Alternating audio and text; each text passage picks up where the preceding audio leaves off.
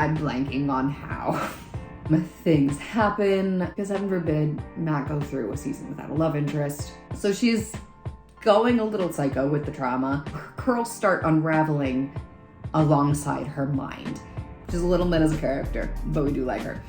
Very cool, very menacing, very British.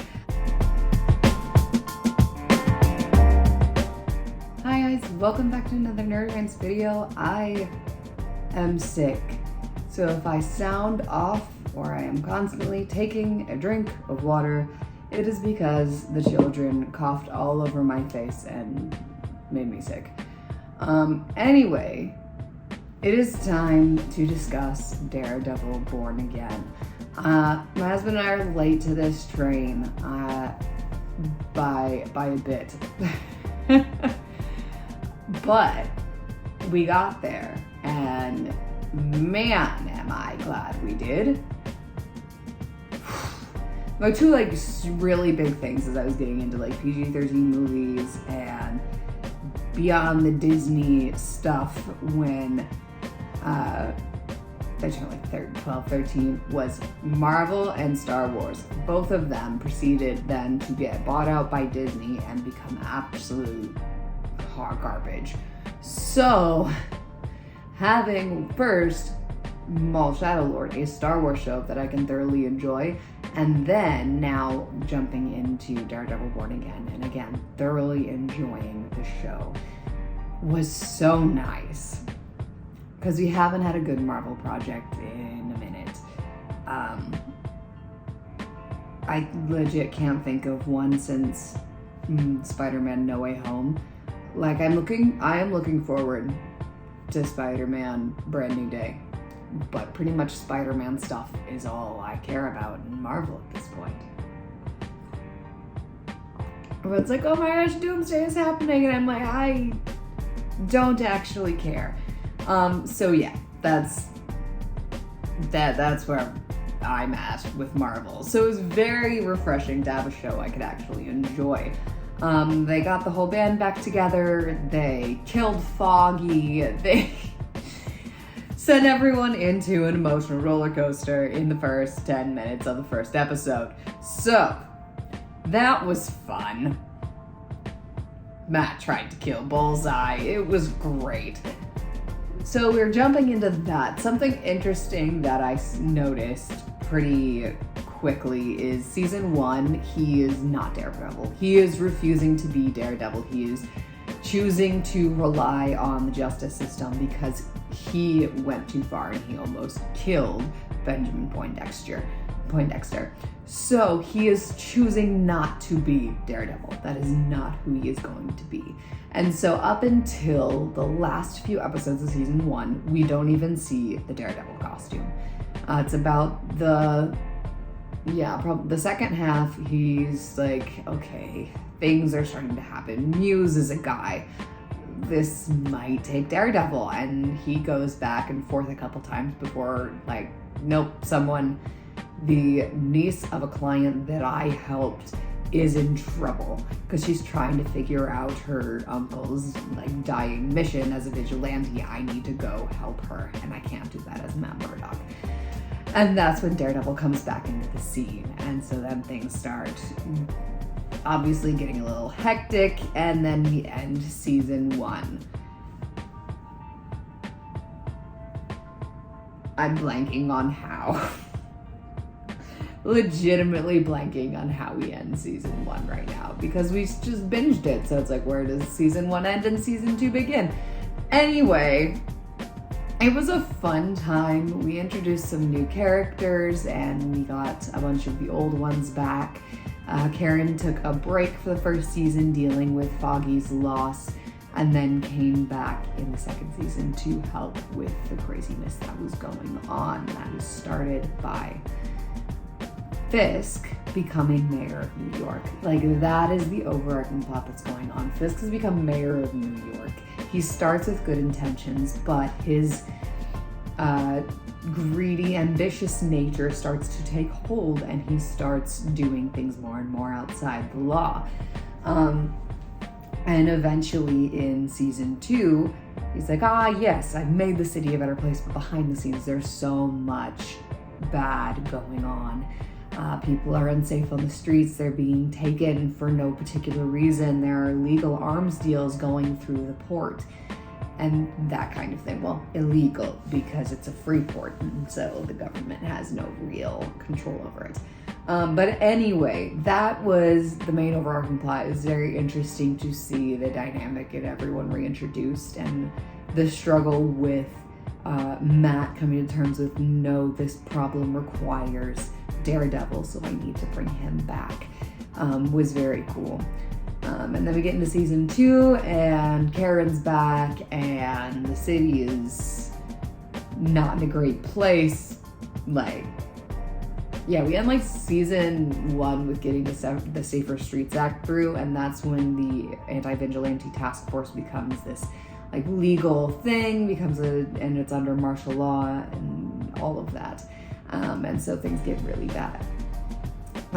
So yeah, I wrote down a couple things that I did not want to forget because I was thinking about them this morning before work and did not want to go through 8.5 hours of work and forget the things I wanted to talk about, because there were some interesting things that came up. I will say the only like plot hole I noticed is Frank gets taken captive by Fisk at the end of season 1.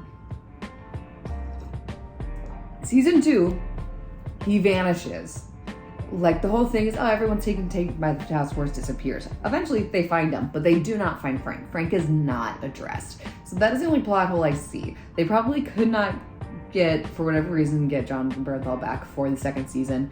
But that was interesting that he just sort of dropped off the face of the earth. They probably used the money to get John Bernthal back to get Jessica Jones's actress, who I don't know the name of her, to come in for the last couple episodes of season 2. So that's the only like real plot hole I guess there is. But yeah, something I noticed, especially going into season 2 with Bullseye becoming Nat, then a recurring character, is all of the main characters in this show get a color. Obviously Matt is red. That has been a thing for the entirety of this series. This one, the original, red is his color. There will be red flashing lights on him for dramatic scenes, that kind of thing. They added Bullseye's color as blue. That one was a little more interesting, and I understood by the end of the episode, like, that's just his color. But they had a more Bullseye-centered episode where he escapes prison. And so things were just like turning blue. Like things were shot and the lighting was blue, even though there wasn't any blue lighting going on. And so that was interesting. Whereas Matt's is like the environment, there's some sort of red light going off somewhere and it's on him. Bullseye's is like actively turning the environment blue for no particular reason. Which it wasn't bad, but it was just a little like, oh, he's on screen and everything's blue now. Okay, so a little bit more blatant, less natural. And then we have Vanessa and Fisk. In this series, Fisk's color becomes white. It's like he's trying to put on and show this image of purity and goodness and trustworthiness through what he wears, because inside that is not the case. And he knows that's not the case. I think in the beginning he genuinely is trying to be a better person and make New York a better place. He is doing it through means that are criminal because that's what he knows and that's how he functions. But he's genuinely trying to be a better man. Like, he's not trying to get involved too much in the criminal activities that are going on behind the scenes. He is genuinely trying to be a better man, and so he's showing that through his suit. And as we get to the second season, it's really just a farce and a lie to the people and a front to show, yes, I'm still the man who's trying to make New York better, but in reality there's so much crime going on in the background. And then Vanessa's color is red, like crimson blood red, which ends up being foreshadowing. Funny, not funny. But pretty much every single outfit that I, especially at least the ones I can remember that she wears throughout the series, is crimson, blood red. Dresses, I'm only thinking of the dresses. She wears other things, but pretty much everything she wears that is supposed to be memorable is red, crimson, blood red. And then we get to what kicks off the last 3 episodes of the series, kind of the climax where everything comes to a head and then starts falling apart and people have to try and take control of it one way or another. She shows up to one of Fisk's traps to get Bullseye and Matt in a place where he can take them captive, can arrest them. She shows up when he was not expecting or wanting her to show up because he's using himself as bait. So he purposely sent her off. She finishes whatever she's doing early and shows up. She is wearing a pure white dress, Fisk's color. And he wins this fight that he's doing. No one's shown up yet. He brings Vanessa into the ring for a little celebration thing. Bullseye shows up, starts killing the anti-vigilante task force and fighting his way to Fisk and Vanessa. Things happen. Daredevil tries to stop him. He throws this glass figurine thing at Fisk, who smashes it with the wrestling belt that he won. And one of the pieces flies straight into Vanessa's temple, through her temple into her brain. And all of a sudden, her white dress is being covered in crimson, red blood. And this foreshadowing of her wearing this blood red the entire series suddenly comes to light as the white quickly changes to red as she starts to bleed out. I honestly loved the color choices in this, but especially with Fisk and Vanessa, I loved how it's not something that you immediately caught on to. Like with Matt and Bullseye, it's lighting, and so you immediately catch on, it's because of this or that. It's because of who their alter egos are. With Fisk and Vanessa, you notice he's wearing white. I didn't fully wrap my head around the reasoning until I sat down and started talking about it. But Vanessa's, all of a sudden, it comes to this peak and this realization as she gets killed in that boxing ring. And the white starts turning red, and it's so cool. And I love the lighting of that. I feel like there's so many intentional choices in how the wardrobe and the hair and the framing of everything is done in the show, because we also have Dr. Glenn, who is a love interest for Matt in the first season, because heaven forbid Matt go through a season without a love interest. Whatever. They needed to connect her into the story somehow. It worked. Anyway, she's attacked by Muse, this psychopath man who murders people by draining them of all of their blood, mixing the blood into paint, and then doing graffiti that is slanderous to Fisk, among other things. And so suddenly she gets attacked by him. He was her patient, and she realizes, oh crap, this is not what I meant. And so he attacks her. So she's going a little psycho with the trauma, which, irony of a psychiatrist going psycho with the trauma. She understands this, but still can't, or still won't go and get the help she needs to deal with this trauma. And it's gross. It gets gross. Maybe because, I'm a psychiatrist, I know how to deal with this, is the mindset. But I don't know. Anyway, she has naturally, not quite curly, but wavy hair in the first season. She wears it loose. She's, very just lets it be natural in the first season. And then by the end of the first season, she, yeah, she gets her heart broken by Matt and joins Fisk in his mayoral office. The next season, her hair is like pin straight, except maybe a little swoosh at the end. Pin straight. She is wearing, if it is not down for an event, it is pulled back in a tight, slick back bun.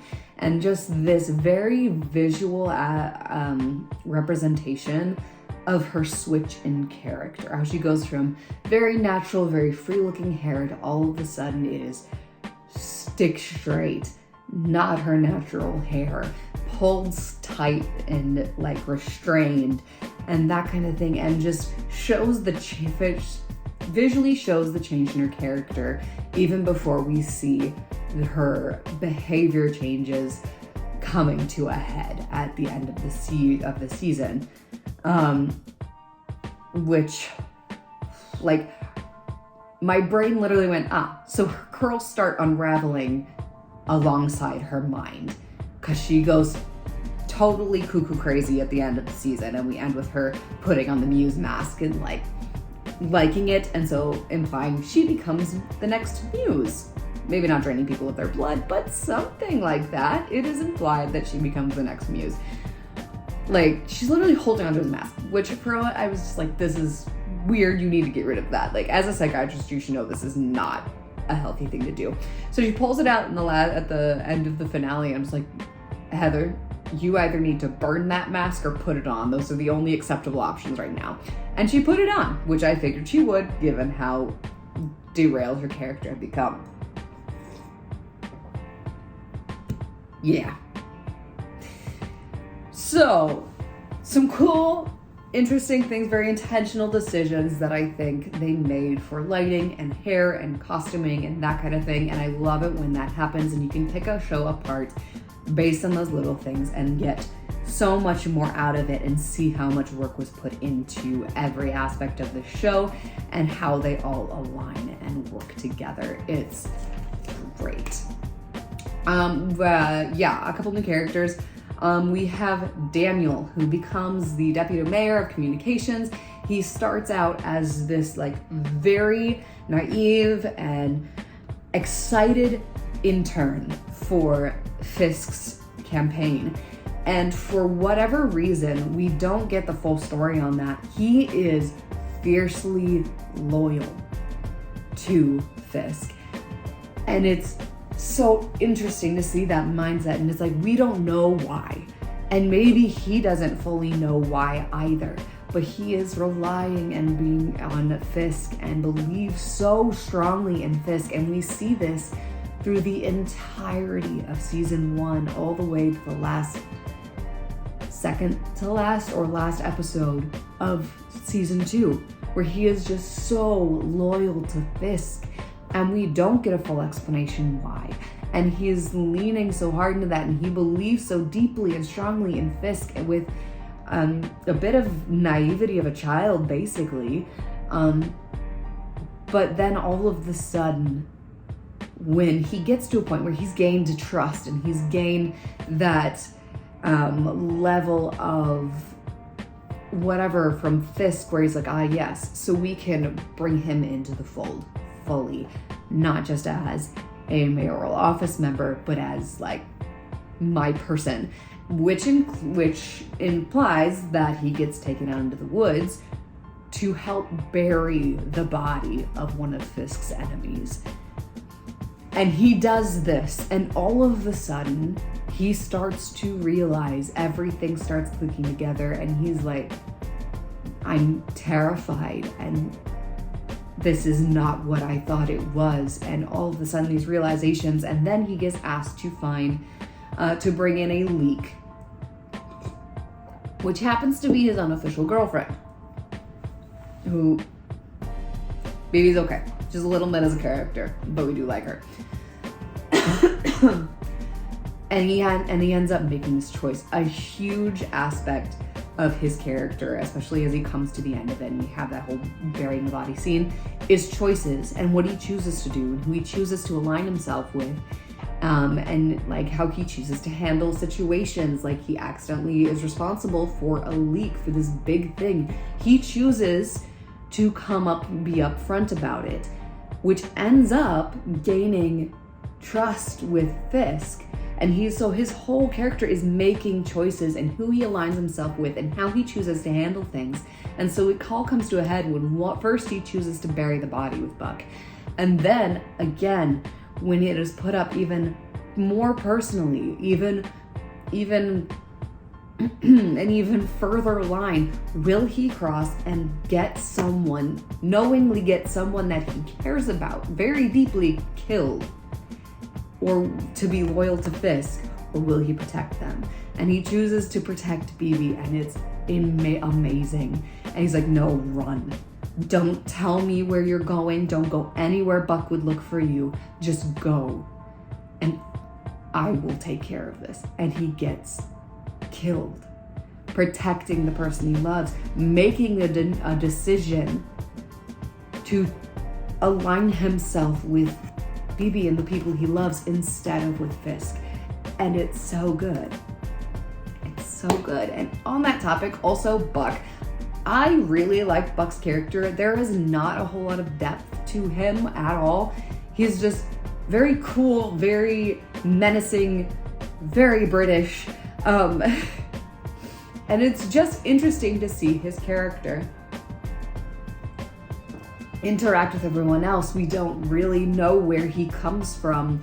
We get little details, little backstory, but we don't really know where he comes from. We don't know how his past has brought him here.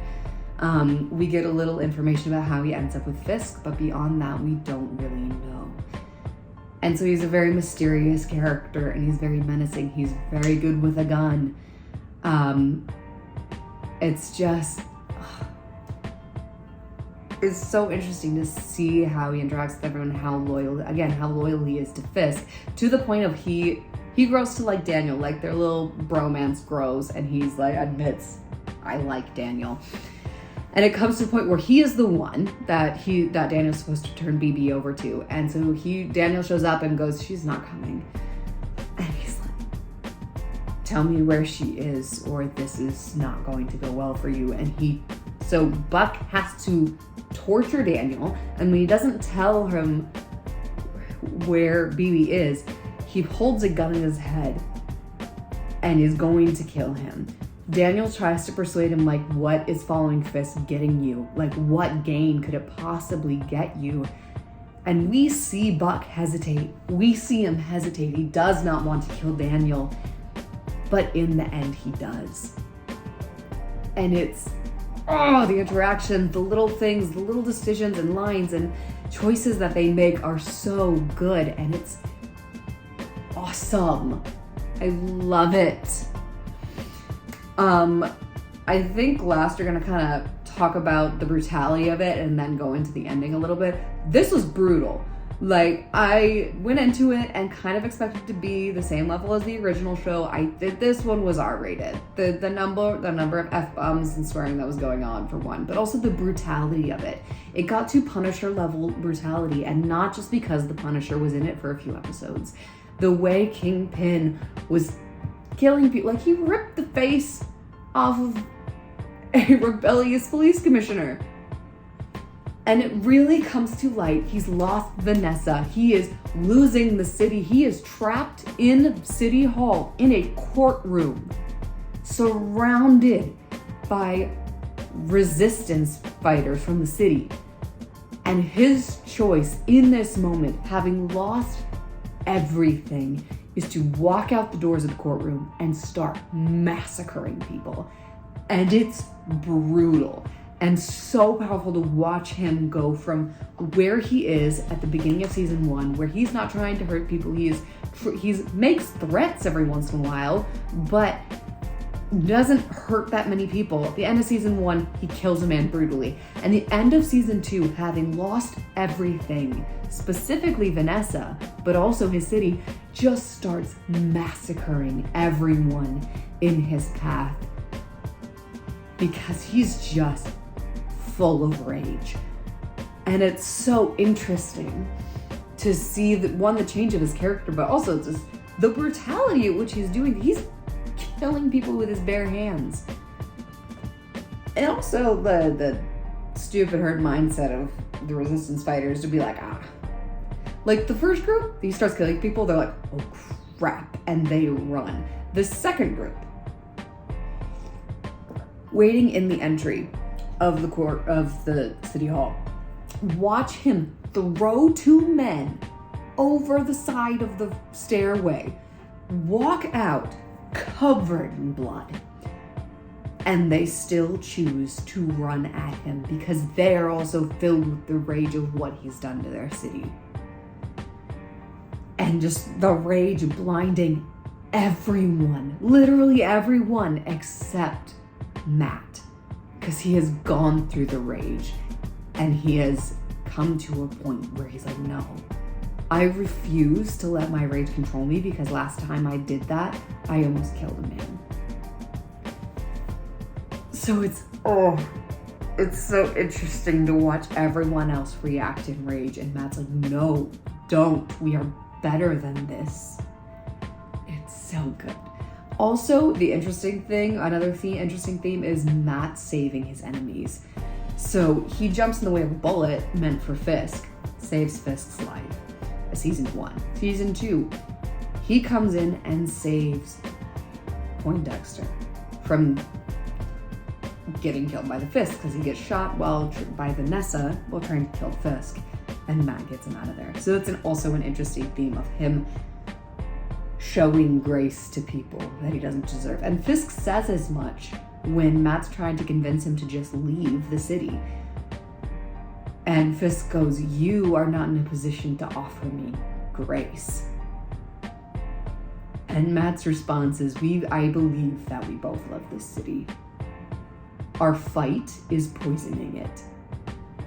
We give them the grace of stopping.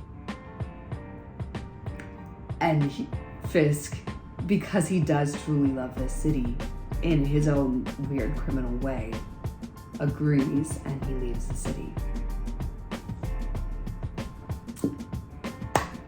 Matt gets arrested, which leads us into the ending. It was a good ending.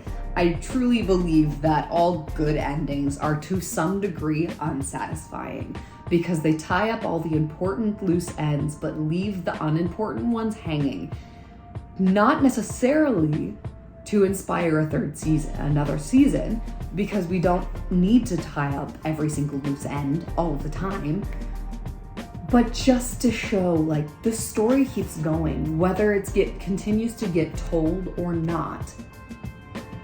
The story does continue, and not every loose end gets wrapped up. Whether the hero gets a happy ending or not, there will be something going on that didn't get tied up. A minor enemy that ends up going off to do something else, like Poindexter ends up on a plane in business with one mysterious enemy doing something we don't really know what it is, some sort of mercenary work. And like Jessica gets her happy ending with Luke, and Fisk is off on his own little island, but there's little loose ends that aren't tied up, that don't get resolved. And it makes the ending so good because it leaves you wanting more. But at the same time, if nothing else comes, all of the important things have been resolved. And I think that's an amazing way to end a show. Because there's shows like The Flash or like Arrow, which continue until every single little loose end has been tied up, whether it's in a good way or not. Everything is resolved. Everything has to be resolved. We'll turn a whole loose end into an entire season so that we can tie it up. And that leads you into a 9-season series where only 3 of the seasons are any good. The 4th one is mediocre at best, and the rest is just not great. So having a show that is willing, I believe at least, I have not seen anything about a Daredevil Born Again season 3, is willing to tie up all the important and loose ends and leave the rest of it hanging for the audience to just wonder and sit and mull things over is so good. And I love it. I truly enjoyed this show.